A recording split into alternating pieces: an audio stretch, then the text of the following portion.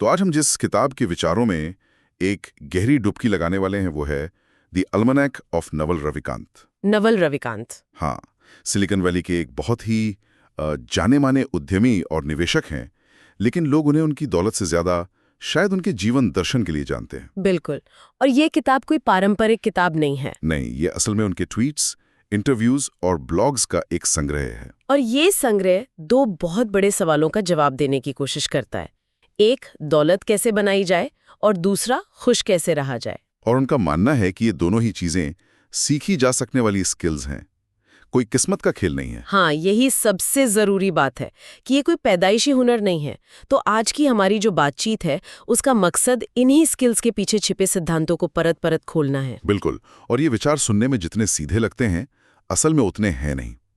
तो चलिए सबसे पहले उस विषय पर आते हैं जो हर किसी का ध्यान खींचता है, दौलत। दौलत बनाने का विज्ञान। हाँ, नवल की शुरुआत ही एक बहुत जरूरी फर्क से होती है। दौलत, पैसा और हैसियत, हम अक्सर इन तीनों को एक ही समझ लेते हैं। हाँ, और यही सबसे बड़ी गलती है। नवल कहते हैं कि असली लक्ष्य दौलत कमाना होना चाहिए, पैसा या हैसियत नहीं। तो इसमें फर्क क्या है? इसे ऐसे समझिए, दौलत वो पेड़ है जो आपने एक बार लगा दिया और वो सालों तक फल देता रहता है, चाहे आप सो रहे हो या छुट्टियों पर हो। अच्छा, जैसे कोई बिजनेस या कोई सॉफ्टवेयर? बिल्कुल।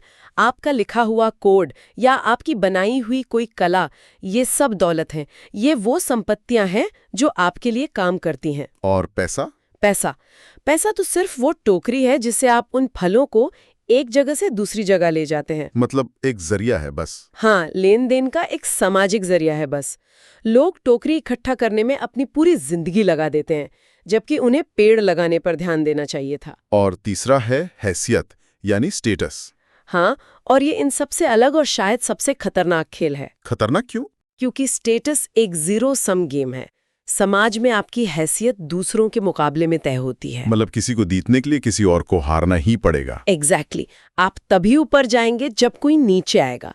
इसीलिए जो लोग स्टेटस के खेल में फंसे रहते हैं वो अक्सर ईर्ष्या और होड़ में ही जलते रहते हैं। जबकि दौलत बनाना एक पॉजिटिव सम गेम है। बिल्कुल।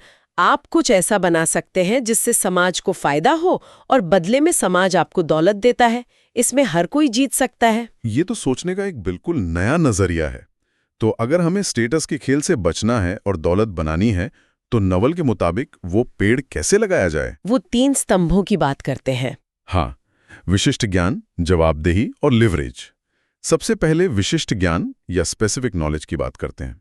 ये सुनने में थोड़ा मुश्किल लगता है। हाँ, लगता है, पर इसका मतलब बहुत गहरा है। देखिए, विशिष्ट ज्ञान वो ज्ञान है जो आपको कोई सिखा नहीं सकता। कोई सिखा नहीं सकता? नहीं, जिसकी कोई ट्रेनिंग नहीं दी जा सकती। अगर समाज आपको किसी चीज की ट्रेनिंग दे सकता है तो वो किसी और को भी दे सकता है। और आपकी जगह ले सकता है। बिल्कुल, वो आपको बदल सकता है। ये ज्ञान आपकी सच्ची जिज्ञासा, आपकी जुनून और आपके बचपन के शौक से निकल कर आता है। लेकिन कोई ये विशिष्ट ज्ञान खोजे कैसे? अगर कोई अपनी 9 से 5 की नौकरी में फंसा हुआ महसूस कर रहा है, तो उसके लिए पहला कदम क्या होगा? ये बहुत अच्छा सवाल है। नवल कहते हैं कि अपने विशिष्ट ज्ञान को पहचानने का एक तरीका ये है कि आप देखें कि कौन सा काम आपको खेल जैसा लगता है, लेकिन दूसरों के लिए वो मेहनत का काम है।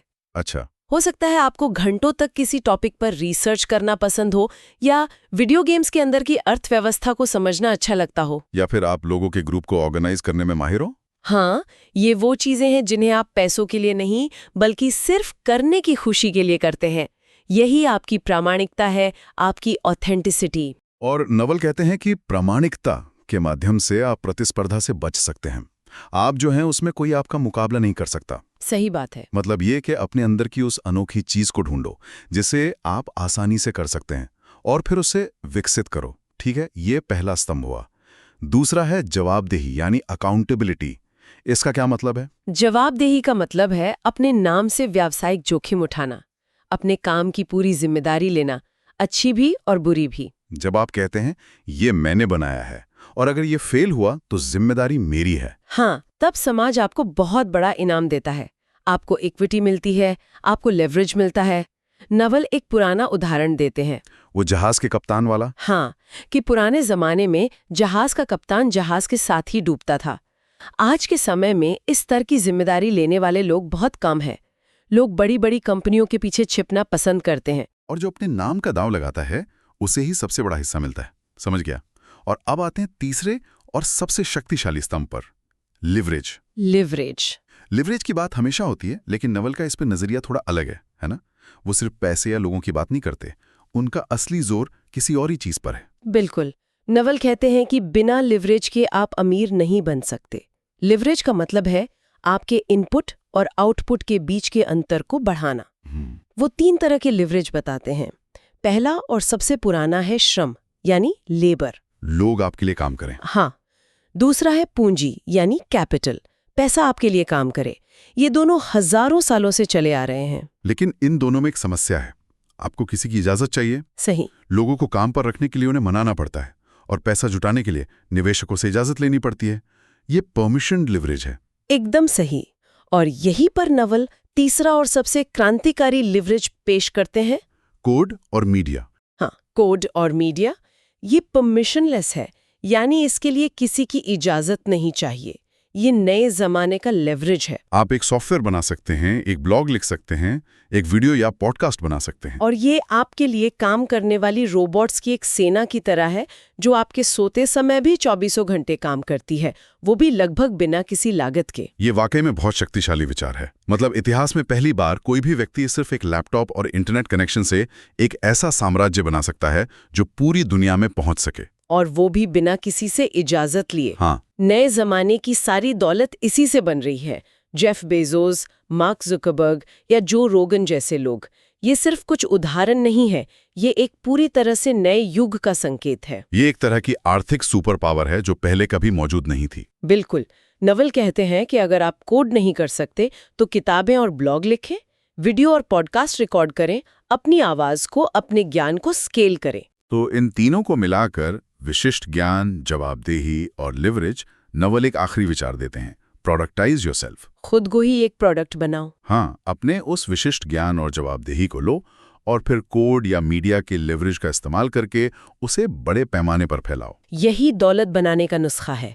अपनी अनोखी स्किल को एक ऐसे रूप में ढालो जिसे दुनिया इस्तेमाल कर सके, और फिर उसे टेक्नोलॉजी की मदद से लाखों लोगों तक पहुंचाओ। तो दौलत बनाने का ये पूरा ढांचा बहुत शक्तिशाली है, लेकिन नवल के लिए ये कहानी का सिर्फ आधा हिस्सा है। आधा भी नहीं शायद। सही बात है।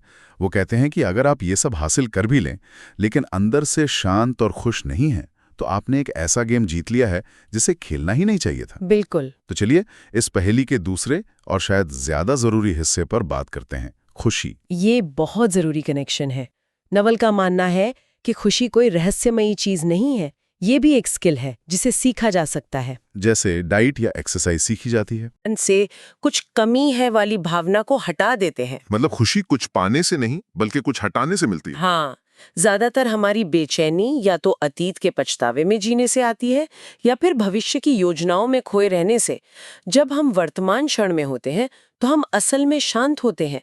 खुशी बस इसी शांति की स्थिति है। और इस शांति का सबसे बड़ा दुश्मन इच्छा, डिजायर। वाह, ये लाइन तो बहुत गहरी है। नवल कहते हैं इच्छा एक ऐसा अनुबंध है जो आप अपने साथ करते हैं कि जब तक आपको वो नहीं मिल जाता जो आप चाहते हैं, आप दुखी रहेंगे। मैंने जब ये पहली बार पढ़ा था तो मैं भी चौंक गई थी। मैंने इसे इस तरह से कभी नहीं सोचा था। इसका मतलब तो ये हुआ कि हम खुद ही अपनी खुशी को भविष्य में टालते रहते हैं। बिल्कुल। और हमारा आधुनिक समाज तो एक इच्छा बनाने वाली मशीन है।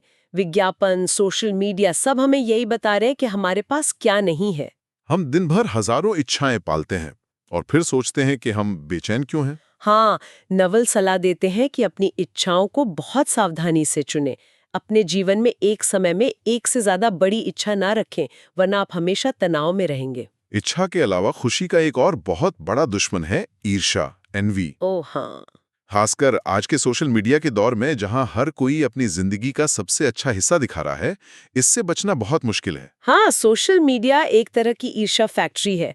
इसे दूर करने के लिए नवल एक बहुत ही प्रैक्टिकल मानसिक अभ्यास बताते हैं। क्या है वो? वो कहते हैं कि जब भी आप किसी से ईर्ष्या करें तो खुद से पूरी ईमानदारी से पूछें, क्या आप उस व्यक्ति का पूरा जीवन, उसकी सारी समस्याएं, उसके सारे रिश्ते, उसकी सारी चिंताएं, उसका पूरा का पूरा पैकेज 24 घंटे के लिए अपनाना चाहेंगे?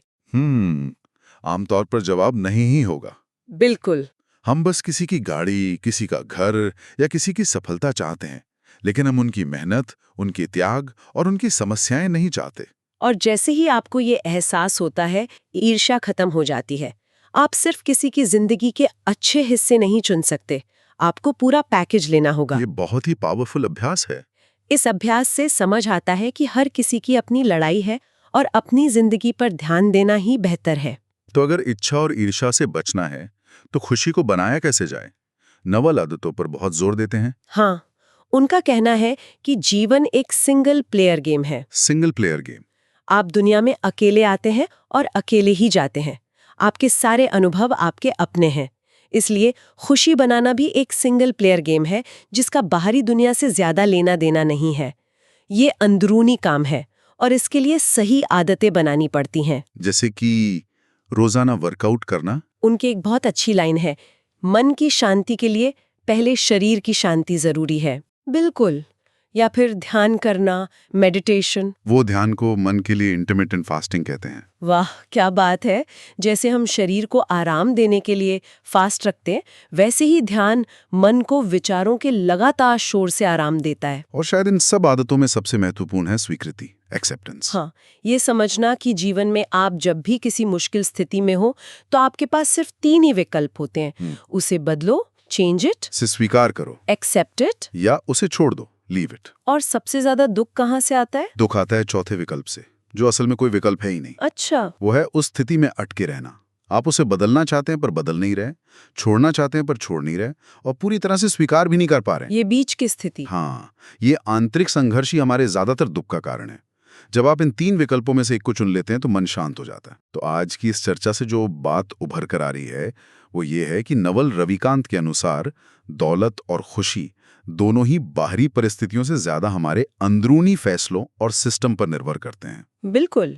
दौलत आपके विशिष्ट ज्ञान, जवाबदेही और लेवरेज से बने सिस्टम का नतीजा है। और खुशी एक अंदरूनी हुनर है जो इच्छाओं को कम करने, अपनी सच्चाई को अपनाने और वर्तमान को स्वीकार करने से आता है। ये इस बात को समझने से आता है कि आपको खुश रहने के लिए बाहरी दुनिया से कुछ भी नहीं चाहिए। सब कुछ आपके अंदर ही है। इस चर्चा को समाप्त करने के लिए एक विचार छोड़ जाते हैं जो मूल रूप से कन्फ्यूशियस का है और जिसे नवल ने भी साझा किया है। आपके पास 2 जीवन होते हैं। और दूसरा तब शुरू होता है जब आपको एहसास होता है कि आपके पास सिर्फ एक ही है। ये हमें इस बात पर गहराई से सोचने के लिए मजबूर करता है कि हम अपने इस एक अनमोल जीवन का उपयोग कैसे कर रहे हैं।